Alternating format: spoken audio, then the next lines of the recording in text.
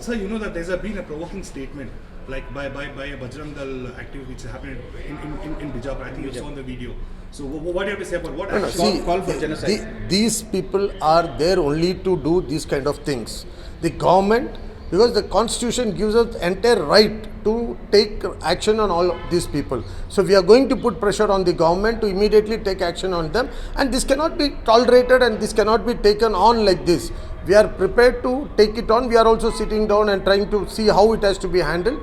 We'll discuss with our party leaders and also with the government, chief ministers and others, and we'll see that some immediate action, serious action is taken on these people.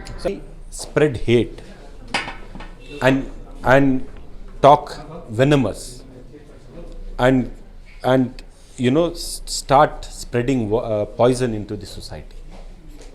They can never talk about peace and harmony. They can never talk about brotherhood and fraternity. It is not in their DNA.